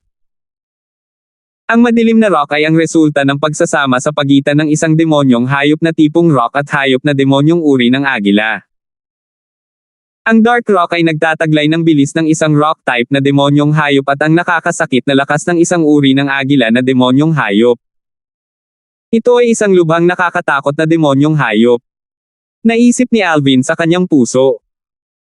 Sa sandaling ito, ang pinaka-curious niya ay ang pagkakakilanlan ng taong nakaupo sa ibabaw ng Dark Rock. Whoosh! Biglang bumaba ang madilim na bato mula sa himpapawid, at ang figure na naka-crossleg sa ibabaw ng Dark Rock at may sitar sa kanyang kondongan ay pumasok din sa paningin ni Alvin. Thrum! Biglang, ang taong nag-abot ng kanyang kamay upang hampasin ang kudyapi, at ang tunog ng kudyapi ay nag-vibrate, kumalat sa paligid. 372. Isang tunog ng kudyapi ang biglang umalangaw-ngaw, ito ay parang tanawin ng matataas na bundok at umaagos na tubig, na naging dahilan upang ang isang tao ay sumariwa sa espiritu. Sumulyap si Alvin, nakita niya ang Dark Rock na nakabukas ng malapad ang mga pakpak nito at ang likod nito ay parang patag na lupa, isang binata na nakasuot ng puting damit na nakabalot ng pilak ay nakaupo doon na nakakross ang paa, at kumukuha ng kanyang sitar sa konsentrasyon. Sa tuwing bababa ang kanyang kamay, isang magandang tono ang lalabas. Ito ay tulad ng isang malinaw na tunog na tumaas sa walang laman na bangin, at walang tigil na kumukulot upang manatili sa hangin. Ang binata ay nasa edad 26 o 27 na may magandang tindig at hindi pangkaraniwang disposisyon. Ikapitong antas ng nascent soul stage sa edad na 26 o 27. Nang makita ni Alvin ng malinaw ang hitsura ng binata, nanginginig ang kanyang puso. Pagkatapos ng lahat, kahit na ang pinakapambihira na nakilala niya sa mga disipulo sa loob ng korte sa nakababatang henerasyon ng Seven Star Sword Sect, si Sonny, ay 28 taong gulang na ngayong taon at nasa ikatlong antas pa lamang ng nascent soul stage. Ang binatang ito ay mas bata kay Sonny ngunit ang kanyang lakas ay higit pa kay Sonny. Sino ba siya? Zither Young Master. Biglang may sumigaw ng pagkagulat. Si Sonny na nakatayo malapit kay Alvin ang nagsalita nang makita niya ang binata na nakasuot ng puting damit. Zither Young Master. Isa sa 5 dakilang Young Masters ng Azure Forest Imperial Kingdom. Natigilan si Alvin. Sa ilang sandali, narinig ni Alvin ang alon ng nagulat na mga tandang na nagmumula sa malapit. Siya ang Zither Young Master. Si Zither Young Master, isa sa 5 dakilang Young Masters ng Azure Forest Imperial Kingdom, at nasa ikatlo. Kumbaga, ang Zither Young Master na ito ay nakalusot na sa ikapitong level ng Nascent Soul Stage ilang buwan na ang nakalipas. Mukhang 26 lang siya. Isang 26 na taong gulang na ikapitong antas ng Nascent Soul Stage na martial artist. Ito ay napakapangit. Sa usapin ng likas na talento sa martial daw sa loob ng ating 7-star sword sect, natatakot ako na si Alvin lang ang kayang ikumpara sa kanya. Eksakto, sa likas na talento ni Alvin, hanggat napanatili niya ang kanyang bilis, hindi magiging imposible ang pagtungtong sa ika-9 na antas ng Nascent Soul Stage sa edad na 26. Masiglang nag-usap ang karamihan ng mga disipulo sa loob ng korte ng 7-star sword sect. Sa sandaling ito, ang Zither Young Master na nakaupo sa likod ng Dark Rock at bumunot ng Zither ay halatang narinig ang talakayan ng mga disipulo ng Inner Court ng 7-star Sword Sect. Ang kanyang mga mata ay duling at ang paggalaw ng kanyang kamay ay bumagal. Ang mga tunog ng sitar ay umiikot at umalangaw-ngaw sa buong tuktok ng Duby Peak bago unti-unting natapos. Whoosh! Inilipat ng figure ni Zither Young Master ang float pababa, pagkatapos ay bumaba ang kanyang tingin kina Sean at Frank. Binabati ni Sherman ang 2 Peak Masters. Malinaw, kinilala ng Zither Young Master, Sherman, ang Peak Master ng Misty Peak at Alcade Peak. Zither Young Master. Bahagyang ngumiti si Frank, kahit na siya ay hindi nang ahas na pabayaan ang namumukod tanging Young Master na ito ng nakababatang henerasyon ng Azure Forest Imperial Kingdom. Samantalang si Sean ay tumango lamang ng walang pakialam. Isang piraso ng malamig na liwanag ang hindi napapansing kumislap sa mga mata ni Sherman nang harapin ang casual na pagbati ni Sean. Ngunit kahit noon pa man, nahuli pa rin ito ni Alvin. Bumangon ang pagbabantay sa puso ni Alvin. Ang Zither Young Master na ito ng 5 dakilang Young Masters ay talagang hindi isang mabuting tao. Sa hindi malamang oras, napakunot ang noo ni Alvin nang mapansin niya ang titig ni Zither Young Master. Sa kasalukuyan, ang nagbabagang tingin ni Zither Young Master ay bumaba kay Kelly. Kelly, nagkita ulit tayo. Bahagyang ngumiti si Zither Young Master kay Kelly sa sobrang pino at magalang na paraan. Sa sandaling ito, tila si Kelly na lang ang natitira sa kanyang mundo. Ma'am. Si Kelly ay halatang hindi gaanong interesado sa Zither Young Master na ito at sumagot siya ng walang pakialam. Ito ba? Sa ilang sandali, ang tingin ni Zither Young Master ay nag-aatubili na umalis kay Kelly at bumaba kay Megan na nakatayo sa gilid ni Alvin, at ang kanyang mga mata ay nagpakita ng pagkabigla mula sa kagandahan. Sa huli, sa wakas ay bumaba ang kanyang tingin kay Alvin. Hanggat ito ay isang normal na lalaki, kung gayon ang lalaki ay tiyak na magseselo sa binatang ito na nakatayo sa tabi ng dalawang patay na napakarilag na dalaga. Napansin ni Alvin na nang tumingin sa kanya ang Zither Young Master na ito, ang mga bakas ng babala ay naghalo sa mata ni Zither Young Master. Para bang may binabalaan siya kay Alvin. Peakmaster Sean. Biglang tumingin si Zither Young Master sa Peakmaster ng Arcade Peak, Sean, at bahagyang yumoko.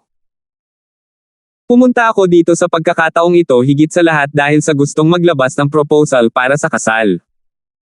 Isang proposal para sa kasal. Sa sandaling matapos magsalita si Zither Young Master, lahat ng naruroon ay namangha. Hindi pa rin nakaka-recover ang lahat sa kanilang pagkagulat nang nagpatuloy ang Zither Young Master. Sa ibang pagkakataon nang dumaan si Peakmaster Sean sa Imperial City, minsan ka nang nanatili sa aking Z-clan. Simula noon, nahulog na ang loob ko sa iyong disipulo. Kamakailan lamang ay nabalitaan ko na ang Peakmaster Sean ay bumalik sa 7-Star Sword Sect kasama ang iyong disipulo, kaya naiinip na sumugod si Sherman dito, umaasa na matutupad ni Peakmaster Sean ang aking pagnanasa sa akin at sa akin. Sa sandaling binibigkas ang mga salita ni Zither Young Master. Tumaas ang magagandang kilay ni Sean. Naging malungkot ang mga mukha ni Alvin at ang mga taong nasa tabi niya na nakakaalam ng relasyon nila ni Kelly, at bahagyang nanlamig ang mga tingin ni Alvin. Kanina, napansin niyang abnormal ang titig na binaril ni Zither Young Master kay Kelly, ngunit hindi niya inaasahan na ang dahilan kung bakit pumunta si Zither Young Master sa 7-Star Sword Sect sa pagkakataong ito ay para talagang hanapin si Peakmaster Sean at maglabas ng proposal para sa kasal. Gusto niya talagang pakasalan si Kelly. Sana matupad ni Peakmaster ang hiling ko. Tumingin si Zither Young Master kay Sean at sinabing isang hakbang pa, kung handa si Peakmaster Sean na tuparin ang aking hiling, kung gayon si Sherman Z ay handang hilingin sa aking guro na ipagkaloob ang isang Grade 5 Spirit Sword bilang regalo sa kasal. Ang sinabi ni Zither Young Master ay parang isang bato na nagbunga ng 1,000 ripple. Naging sanhi ito ng pagkatulala sa karamihan ng mga disipulo sa loob ng korte ng 7-Star Sword Sect. Grade 5 Spirit Sword. Kahit ang 7-Star Sword Sect natin ay parang isang Grade 5 Spirit Sword lang. Itong Zither Young Master ay nagproklama na hihilingin niya sa kanyang master na bigyan ng Grade 5 Spirit Sword. Sinong dakilang figure ang kanyang master? Matagal ko nang narinig na kinuha ng Zither Young Master ang isang dalubhasa mula sa labas ng imperial na kaharian bilang kanyang Panginoon noong bata pa siya. Ngayon ay tila totoo ang lahat ng ito. Grade 5 Spirit Sword. My God! Anong extravagance! Nagkagulo ang alagad ng 7-Star Sword Sect sa loob ng korte dahil nagulat silang lahat. Para sa kanila, ang isang Grade 5 Spirit Sword ay isang pag-iral na mahirap abutin sa buong buhay nila. Zither Young Master. Sa sandaling ito, isang maesla na sigaw ang umalangaw-ngaw. Si Kelly ang nakatayo sa gilid ni Alvin, iniunat niya ang kanyang kamay upang kunin ang braso ni Alvin, pagkatapos ay pumwesto laban kay Alvin, at ang kanyang magagandang mata ay namuo sa malamig na liwanag habang nakatingin siya kay Zither Young Master at walang pakialam na sinabi. Zither Young Master, salamat sa napakalaking kabaitan. Ngunit sa kasamaang palad, may pag-aari na ang puso ni Kelly. May pag-aari na ang puso ni Kelly. Ang matigas na mukha ni Alvin ay namulaklak sa isang napakatalino ng ngiti, at pinilipit niya ang kanyang kamay upang hawakan ang pino at payat na kamay ni Kelly. Whoosh! Kaagad, ang mukha ni Zither Young Master ay naging malungkot, at ang puting damit sa kanyang katawan ay lumipad ng walang hangin. Tumingin siya kay Sean. Peakmaster Sean. Bago pa man matapos magsalita si Zither Young Master, walang pakialam na sinabi ni Sean. Iginagalang ko ang pinili ni Kelly. Ang sinabi ni Sean ay walang alinlangan na malinaw na nagpahayag ng kanyang paninindigan. Ang ekspresyon ni Zither Young Master ay agad na naging malungkot, at ang kanyang hitsura ng magandang tindig ay tuluyang nasira. Ang kanyang malamig at walang pakialam na mga mata ay nakatitig kay Alvin habang dahan-dahan itong nagsasalita. Ikaw, umalis ka na Kelly, at tutuperin ko ang anumang hiling mo. Ang paraan ng pagsasalita ni Zither Young Master ay naglalaman ng mapang-utos na tono, at ito ay parang isang taong may mataas na posisyon na nakikipag-usap sa isang taong mababa ang posisyon. Idiot! Ang sulok ng bibig ni Alvin ay kumerba sa isang malamig na ngiti nang marinig niya si Zither Young Master, at dahan-dahan siyang naglabas ng isang salita. Tulala! Ang mga salita ni Alvin ay naging sanhi ng pagkatulala ng lahat ng naruroon. Tinawag ni Alvin na tulala ang isa sa 5 dakilang Young Master ng Azure Forest Imperial Kingdom, ang Zither Young Master. Ito. Sa parehong oras na ang lahat ng mga disipulo ng 7-Star Sword Sect ay natigilan, tumingin sila kay Alvin na may mga titig na puno ng pagsamba. Sa kasalukuyan, bukod kina Kelly at Megan, maging ang grupo ng mga tao sa tabi ni Alvin, kasama sina Sean at Frank, ay may mga ekspresyon ng pagkamangha. Masyadong matapang si Alvin. Nililigawan mo si kamatayan. Sa sandaling ang karamihan sa mga tao ay natulala pa, si Zither Young Master ay biglang sumigaw ng paputok. Nanginginig ang kanyang daliri habang ang origin energy ay namumuo sa ibabaw nito, pagkatapos ay bumaba ito sa isang string sa scyther sa kanyang kamay. Thrum! Isang ear-piercing thrum ang tumusok sa eardrums ng lahat ng naruroon. Namutla ang ekspresyon ng ilang 7-Star Sword Sect na mga disipulo sa loob ng korte na medyo mahina ang mga cultivation, at naramdaman nilang parang sasabog na ang kanilang mga tambol sa tainga dahil sa panginginig ng boses. Kung saan mismo sa sandaling ito. Whoosh! Umalangaw-ngaw ang isang nakakatusok sa tainga na tunog ng nakakatusok na alulong. Ang isa sa mga kwerda sa kupido sa mga kamay ni Zither Young Master ay nabaril. Tila nag-transform ito sa isang matalim na palaso habang umaalulong ito patungo kay Alvin, diretsyong lumilipad patungo sa dibdib ni Alvin na parang gustong tumusok ng buo kay Alvin. Sa itaas ng Zither Young Master, 1,400 plus parang buhay na mga sinaunang mammoth na silhouette ang nakondensed sa anyo. Grade 5 Spirit Weapon. Malungkot ang mukha ni Alvin. Ang Zither Young Master, si Sherman Z, ay isa ng ikapitong antas ng Nascent Soul Stage na martial artist, at nang ang kanyang lakas ay ganap na sumabog, ito ay maihahambing sa lakas ng 1,000 sinaunang mammoth.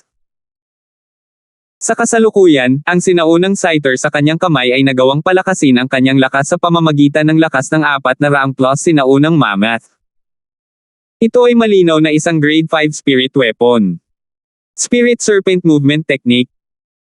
Si Alvin ay hindi nang ahas na mag-alinlangan habang ang origin energy sa ilalim ng kanyang mga paa ay tumataas at ang kanyang buong lakas ay ganap na sumabog, at kasabay nito, ginamit niya ang quake energy at nilayo na umiwas. Ngunit, sa sandaling tumugon siya sa pag-atake, ang kwerdas na iyon ay tila naging side ng Diyos ng kamatayan, at isang buhok lang ang layo nito sa kanya. Ito ay masyadong mabilis.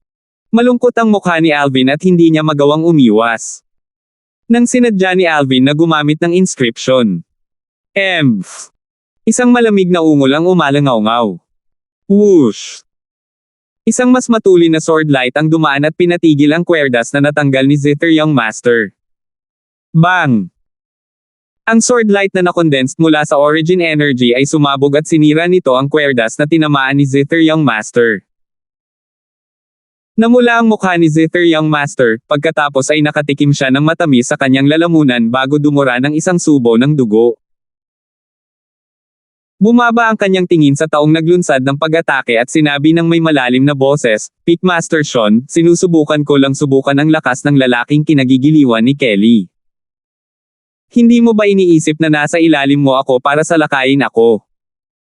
Walang pakialam na sinabi ni Sean, si Kelly ay ang aking personal na disipulo, at ang kanyang lalaki ay isang taong dapat kong protektahan.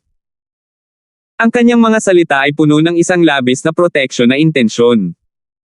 Malungkot ang mukha ni Zither Young Master nang bigla siyang tumingin kay Alvin at malamig na sumigaw. "Anak, kung sa tingin mo ay lalaki ka, ilabas mo ang iyong pagkalalaking kabayanihan at labanan mo ako, Sherman." Makukuha ng mananalo si Kelly. Dapat mawala ng tuluyan ang matatalo bago si Kelly. Maglakas loob ka ba?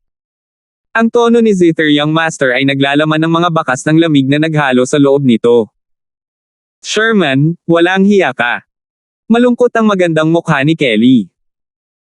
Sa sandaling inatake ni Zither Young Master si Alvin, kinuha na niya si Zither Young Master bilang isang kaaway. Ngayon, nang marinig niya si Zither Young Master na nagbigay ng ganoong sahod kay Alvin, agad siyang nataranta at nagalit. "Kelly, isang malakas na lalaki lang ang kayang protektahan ka. Ang isang puway ay walang kwalipikasyon para angkinan ka." Si Zither Young Master ay patuloy na tinutuya si Alvin, at ang kanyang malamig at mabangis na tingin ay tumitig kay Alvin. Ha. Bigla, si Alvin sa halip ay nagsimulang tumawa ng malakas, at tumingin siya kay Zither Young Master na parang siya ay tinitingnan ng isang payaso. "Anong tinatawa-tawa mo dyan?" Bumaba ang mukha ni Zither Young Master, at napasigaw siya sa galit at inis. 373. "Anong tinatawanan ko?" Ang ngiti sa mukha ni Alvin ay unti-unting napigilan, at sinabi niyang walang pakialam. "Natatawa ako kasi walang hiya ka. Walang hiya." Lumubog ang mukha ni Zither Young Master. "Who the FK are you to make my fiancé into a wager? Sigurado ka bang walang mali sa ulo mo?" Ang mga sulok ng bibig ni Alvin ay napangiti, at hindi niya pinabayaan ang mukha ni Zither Young Master kahit kaunti. Sa sandaling tumunog ang mga salitang ito, ang tuktok ng dubipik ay nagkagulo. Masyadong matapang si Alvin, talagang pinanggahasan niyang insultuhan si Zither Young Master. Tulad ng inaasahan sa numero 1 henyo sa kasaysayan ng ating 7-star sword sect, wala siyang pakialam kahit kaunti kapag kaharap si Zither Young Master, isang natatanging martial artist sa loob ng nakababatang henerasyon ng ating Azure Forest Imperial Kingdom. Kung mayroon akong kalahati ng natural na talento ni Alvin, hindi ito aabot sa lawak na hindi ko pa rin kayang makapasok sa Nascent Soul Stage hanggang ngayon. Ang karamihan ng disipulo ng 7-star sword sect ay nagsalita ng mga salita na puno ng pagsamba kay Alvin. "Itong batang ito." Umiling si Frank at ngumiti. Gayunpaman, hindi na kailangang sabihin, sa kanyang opinyon, ang kasalukuyang mga aksyon ni Alvin ay nagdulot sa kanya ng isang pagsabog ng kasiyahan sa kanyang puso. Ang Zither Young Master na ito ay talagang masyadong mayabang. Hindi ito ang Z-Clan. Hindi nakakagulat na si Kelly ay hindi natitinag na determinado na sundan siya. Nang makita niya ang eksenang ito, ang mukha ni Sean ay nagpakita ng isang pambihirang ngiti. Siya ay lubos na nasisiyahan sa magiging manugang na ito. Kasiya siya. Si Sonny ay nasa sabik sa kanyang puso. Sa kasalukuyan, ang nakatayo sa harapan ni Alvin ay ang Zither Young Master, isa sa 5 dakilang Young Master ng Azure Forest Imperial Kingdom. Bagamat nagtataglay siya ng isang malayong katayuan sa loob ng 7-star sword sect dahil siya ay isang namumukod tanging disipulo sa loob ng korte ng 7-star sword sect at kahit na anak ng master ng Misty Peak, mayroon lamang siyang ganoong katayuan sa loob ng 7-star sword sect. Pagkatapos niyang lisanin ang 7-star sword sect, wala siyang kabuluhan, at hindi niya kayang ikumpara kay Zither Young Master. Ngayon, nang makita niya si Zither Young Master na pinapahiya, tulad ng kanyang ama, si Frank, lihim siyang natuwa sa kanyang puso. Naningkit ang mga mata ni Linda habang nagseselos na sumulyap kay Kelly. Noong nakaraan, medyo naguguluhan pa rin siya. Bakit ang mga namumukod tanging kabataang babae tulad ni Kelly at Megan ay handang sumunod sa parehong lalaki? Ngayon, tila medyo naintindihan na niya. Masyadong may karisma ang lalaking ito. At least, sa ganang kanya, ang babae niya ang reverse scale niya, at hindi niya kukonsintihin ang sinumang hindi gumagalang o humihiya sa kanila. Nakabawi si Zither Young Master sa kanyang pagkabigla. Tumingin siya kay Alvin at bahagyang hindi makapaniwalang nagtanong. Tinanong mo ako kanina, who the FK I am? Akala niya mali ang narinig niya. Ang malamig na tingin ni Alvin ay tumama kay Zither Young Master. Pwede bang bukod sa may mali sa utak mo, pati tenga mo may sira? He's. Biglang umalangaw-ngaw ang mga alon ng hingal. Nadama ng karamihan ng mga disipulo sa loob ng korte ng 7-Star Sword Sect na namamanhid ang kanilang mga anit. Ang Alvin na ito ay walang katapusan. Kung tutuusin, ang taong nakatayo sa kanyang harapan ay hindi maliit na figure. Si Zither Young Master, isa sa 5 dakilang Young Masters ng Azure Forest Imperial Kingdom at nagtataglay ng cultivation sa ika-7 antas ng Nascent Soul Stage, siya ay isang bagay na malayong kayang ikumpara ng kasalukuyang Alvin. Sigaw. Sa sandaling ito, isang nakakatalim na tunog ang umalangaw-ngaw, at isang figure na parang ulap na tumatakip sa kalangitan ay agad na kumislap upang bumalot sa kinaroroonan ni Alvin. Hayop! Malungkot ang mukha ni Alvin. Ang dark rock na sinakyan ni Zither Young Master ay tila naramdaman ang galit ni Zither Young Master, at ito ay direktang kumislap patungo sa salarin, si Alvin, na nagnanais na sugurin si Alvin at patayin siya. Sa sandaling ito, na sinamahan ng isang sword light na kumislap, ang boses ni Frank ay umalangaw-ngaw. Scram! Ang liwanag ng espada ay sumunod na parang anino habang ito ay direktang kumikislap patungo sa Dark Rock, sinindik ang Dark Rock hanggang sa puntong bumalik ito sa pinanggalingan nito, at ang napakalaking katawan nito ay nagsimulang manginig. Bilang isang demonyong hayop, natural nitong maramdaman kung gaano kakilakilabot ang liwanag ng espada na iyon. Kasabay ng pagkamatay ng liwanag ng espada, ang sinaunang may sungay na dragon sa itaas ni Frank ay nawala pagkatapos nito. Animal, kung maglakas loob kang umatake ulit, siguradong papatayin kita. Ang boses ni Frank ay nagpakita ng mga bakas ng lamig. Kinikilabutan ng Dark Rock hanggang sa ibinaba nito ang ulo na parang tao at naglabas ng malungkot na sigaw. Peakmaster Frank. Ang ekspresyon ni Zither Young Master ay walang katumbas na hindi magandang tingnan nang makita niyang nakialam si Frank. Walang pakialam na tumingin si Frank kay Zither Young Master.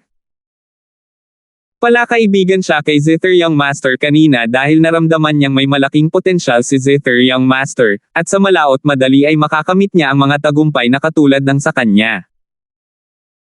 Ngunit ngayon na si Zither Young Master ay nagkasalungat kay Alvin, natural na alam niya kung ano ang mas mahalaga.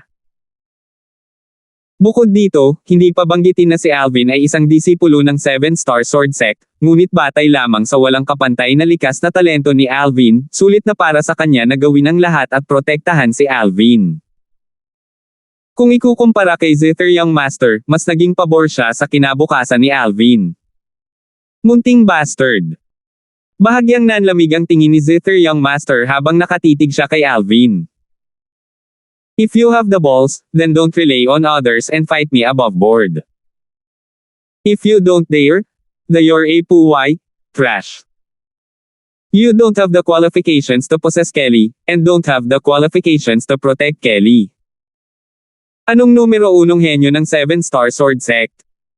Ayon sa akin, duwag kang basura.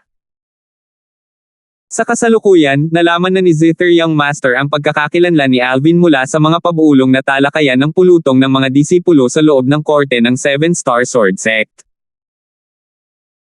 Nang dumating siya kanina, itong si Alvin ang taong nasa talakayan ng 7-Star Sword Sect Inner Court Disciple na nagtataglay ng natural na talento sa martial daw na higit pa sa kanya.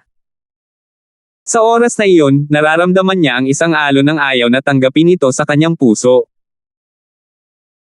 Sa ganang kanya, sa loob ng nakababatang henerasyon ng Azure Forest Imperial Kingdom, ang mga taong nagawa siyang seryosohin ang mga ito ay ang 2 tao lamang sa 5 dakilang Young Master na nauna sa kanya.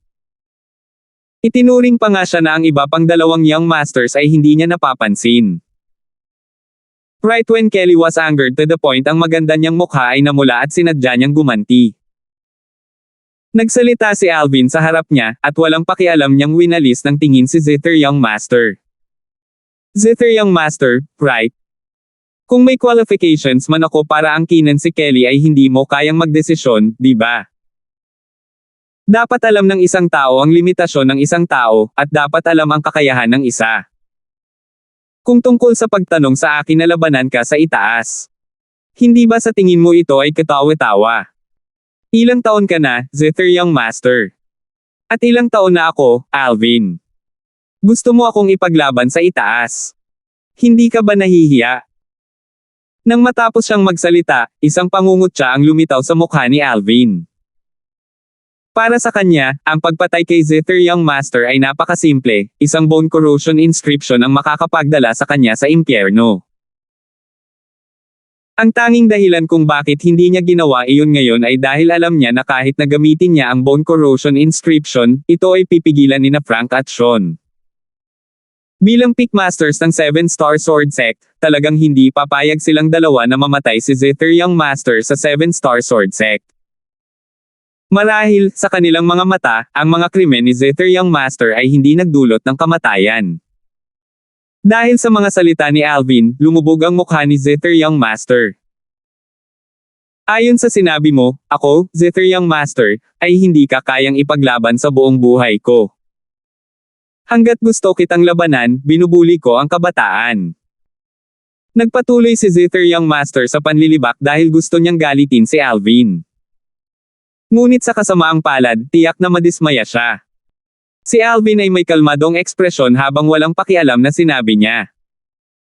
Kung gusto mo talaga akong kalabanan, hindi imposible. 3 years? After 3 years, ipaglalaban kita above board. 3 taon. Ang mga salita ni Alvin ay puno ng malakas na pagtitiwala. Nanliit ang mga mata ni Zither Young Master habang ang lamig ay bahagyang kumikislap sa loob. Tinitigan niya sina Frank at Sean na nakatayo sa malapit at napansin niyang pareho silang may kalmado na ekspresyon, tila hindi nabigla sa mga salita ni Alvin, at ang kanyang puso ay hindi maiwasang lumubog. Samantala, 3 taon. Anong magandang plano? Si Alvin ay kasalukuyang nasa edad na 21 lamang at siya ay nasa ika-9 na antas ng Origin Core Stage. Sa kanyang likas na talento, hindi mahirap lampasan si Zither Young Master sa susunod na 3 taon. Pagkalipas ng 3 taon, tiyak na matatalo ni Alvin si Zither Young Master, tiwala ako. Confident din ako.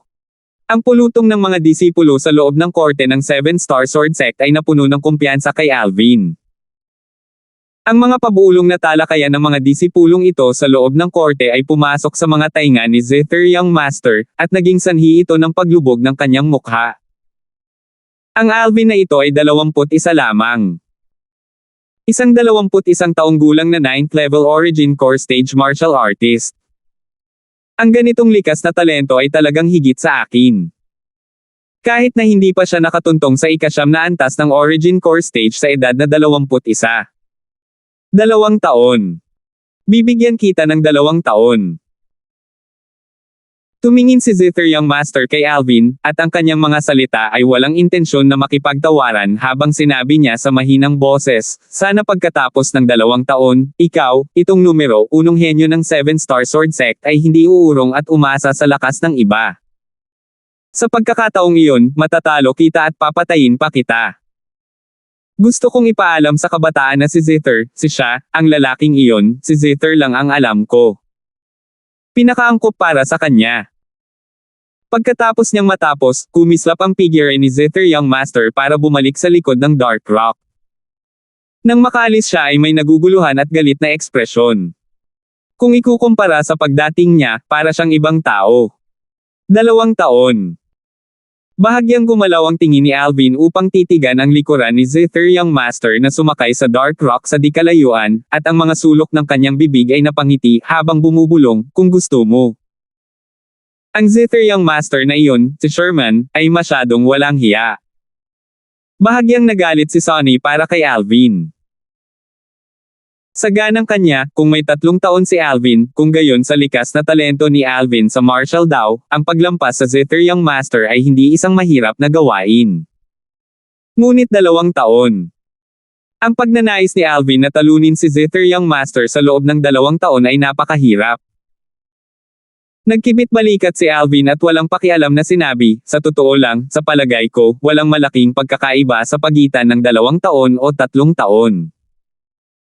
Dahil sinabi niya ang 2 taon, pagkatapos ay 2 taon na.